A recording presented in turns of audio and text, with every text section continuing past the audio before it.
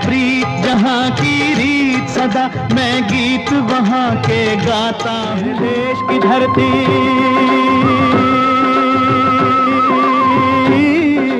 नमस्कार दोस्तों, इन गीतों को सुन करके आपको अंदाजा तो हो ही गया होगा कि आज हम आपके लिए उस महान शख्सियत की कहानी लेकर के आए हैं जिसको किसी पहचान की आवश्यकता नहीं। आजादी के बाद जब रंगीन फिल्मों का दौर शुरू हुआ, तब देशभक्ति की फिल्मों ने भी अपनी अलग जगह बनाई। इनमें देश प्रेमी के रूप में सबसे ज्यादा नाम कमाया हरिकिशन गिरी गोस्वामी ने, जिन्हें हम सभी हिंदी फिल्मों के मशहूर अभिनेता मनोज कुमार के नाम से भी जानते हैं। बॉलीवुड के प्रसिद्ध अभिनेता, निर्माता और निर्देशक रह चुके हरिकिशन गिरी गोस्वामी यानी के मनोज कुमार उर्फ भारत का जीवन इतना सरल भी नहीं रहा। भारत विभाजन के बंटवारे का दर्द झेल चुके मनोज जी ने किस तरह की मुसीबतों को झेलते हुए अपनी मंजिल तय की और बुलंदियों तक पहुंचे, जानेंगे इस वीडियो में।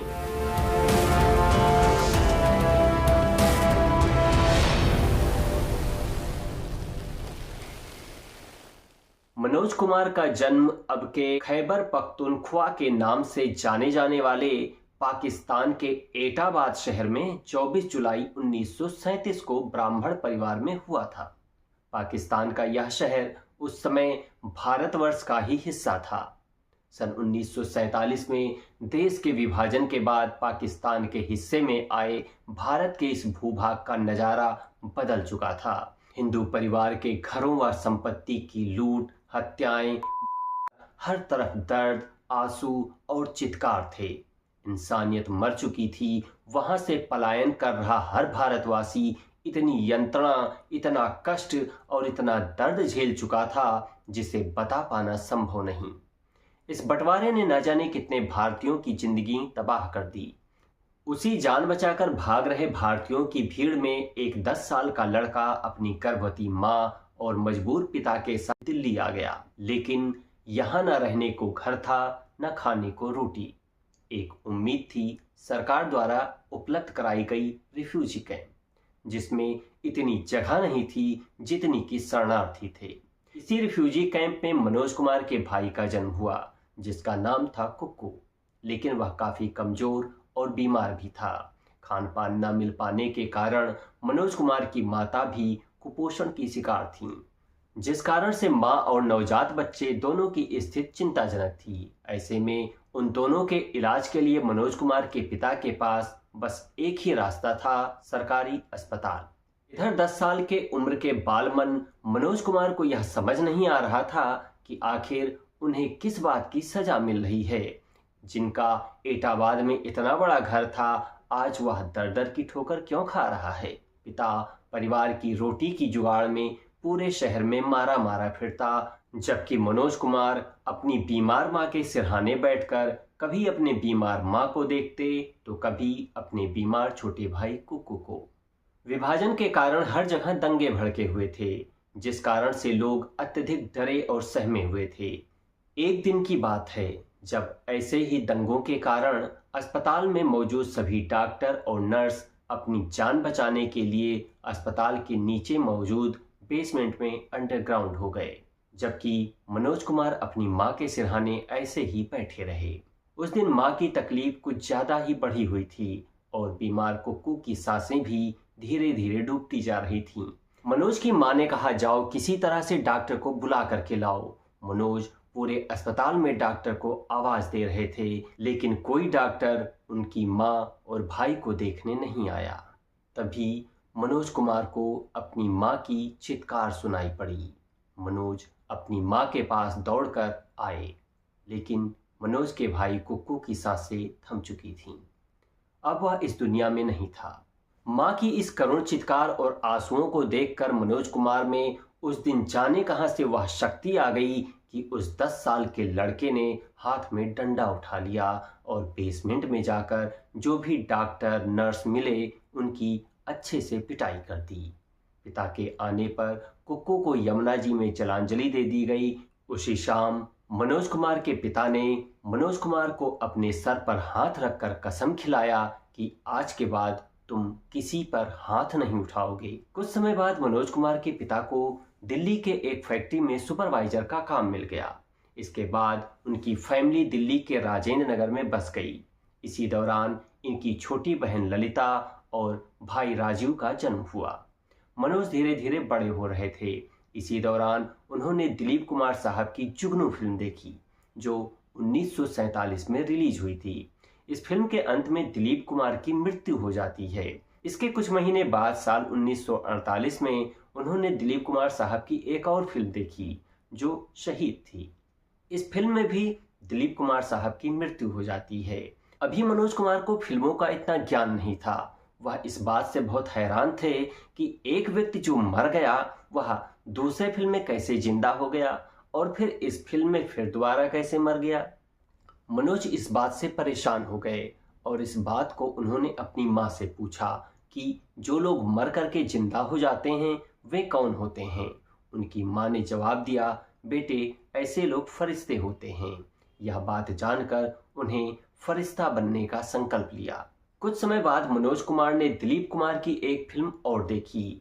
फिल्म का नाम था शबनम। इस फिल्म में दिलीप कुमार जी का नाम मनोज कुमार होता है और यहीं से मनोज कुमार जी को यह नाम पसंद आया और उन्होंने निश्चय किया कि जब वह बड़े होकर के फरिश्ता बनेंगे तब वे अपना नाम हरिकिशन गिरी गोस्वामी से बदलकर मनोज कुमार रखेंगे। माता पिता के संस्कार, प्यार, दुलार और मनोरंजन के साथ मनोज कुमार ने अपनी स्कूली शिक्षा पूरी की और हिंदू का से अपने स्नातक की डिग्री हासिल की। मनोज कुमार पढ़ाई के साथ साथ खेल में भी अव्वल थे। खासकर क्रिकेट और हॉकी में पूरी दिल्ली में उस समय उनके मुकाबले का कोई अच्छा खिलाड़ी नहीं था। मनोज ने अभी ग्रेजुएशन कंप्लीट ही किया था कि उनकी मुलाकात उनके बुआ के बेटे लेखराज भाकरी से हुई, जो फिल्मों में सक्रिय थे। एक दिन जब लेखराज भाकरी ने मनोज कुमार को देखा तो उनकी पर्सनालिटी को देखते हुए उन्होंने कहा, अरे तू तो हीरो लगता है।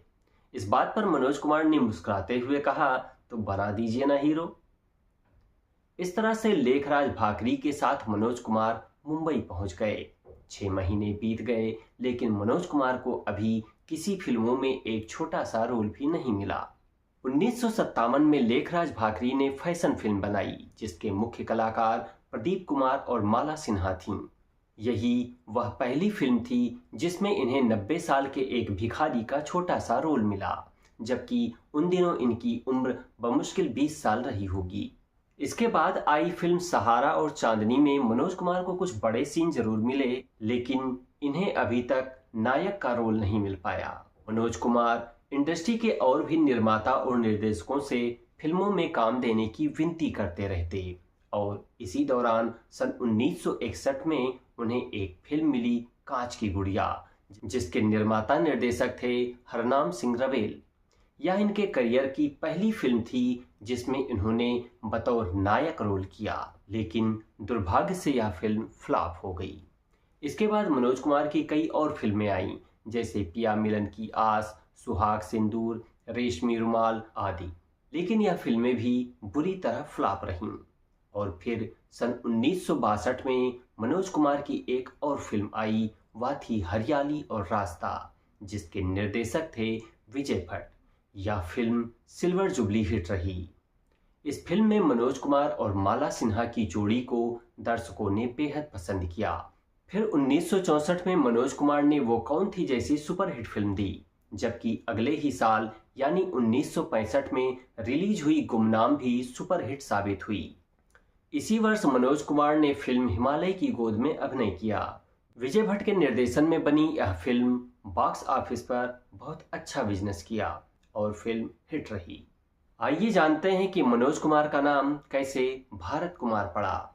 वर्ष 1965 मनोज कुमार के लिए काफी अच्छा साबित रहा। इसी साल उनकी एक फिल्म और आई जिसका नाम शहीद था।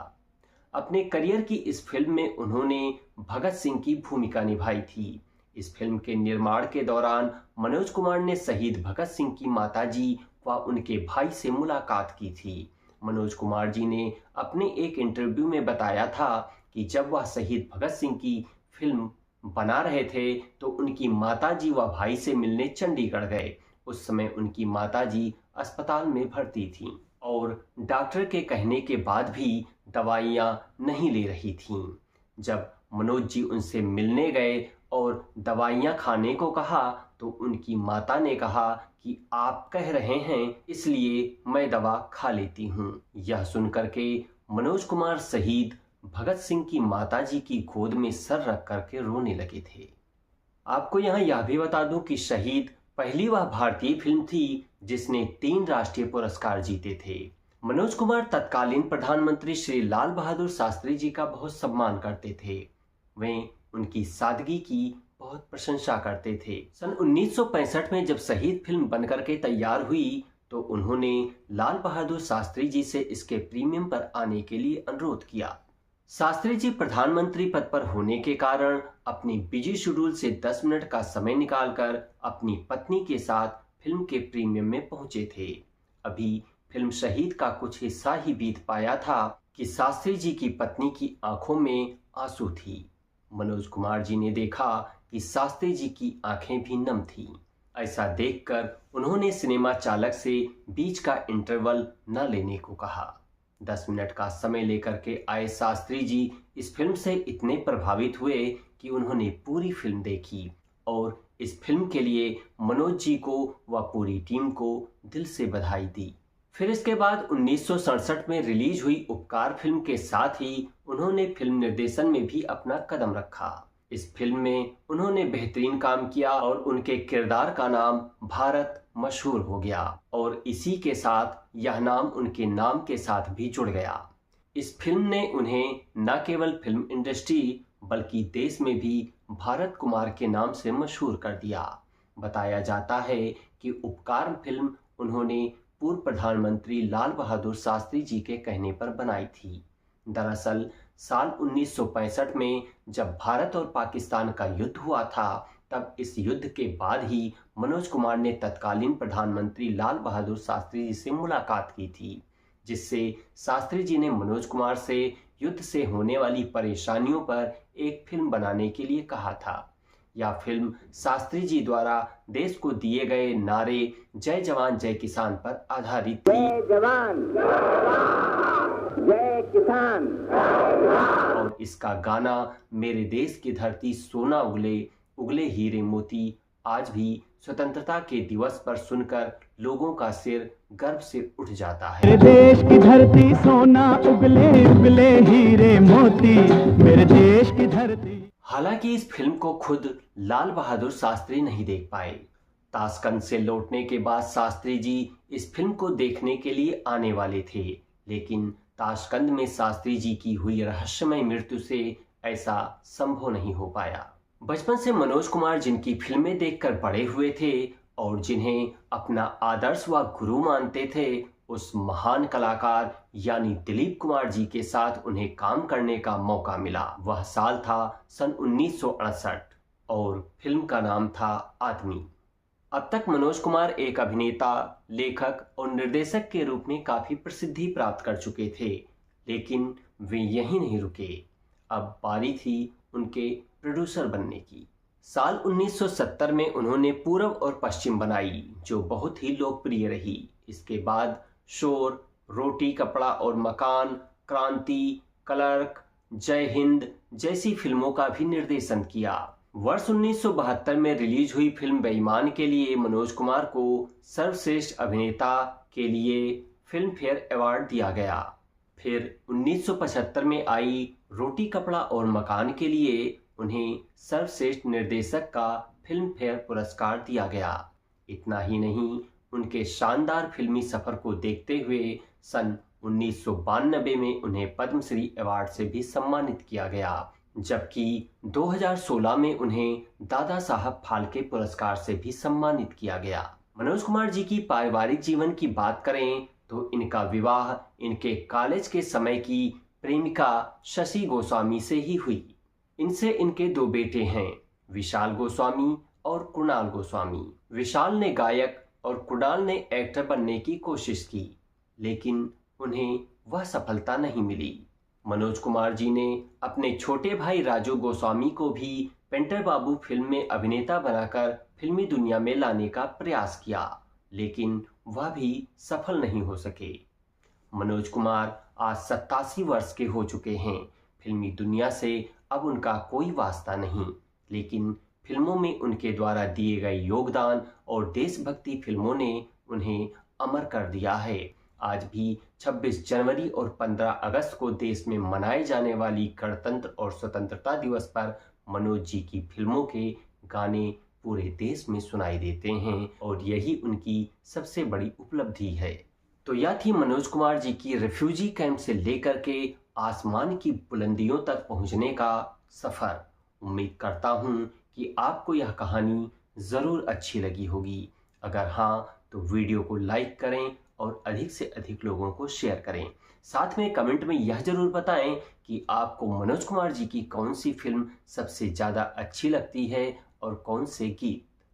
फिर मिलेंगे एक नई कहानी में एक नए कलाकार के साथ। तब तक मैं विवेक कुमार श्रीवास्तव आपसे विदा चाहूँगा। धन्यवाद। तेरी कसम तेरी राहों में जहाँ तक लुटा जाएंगे।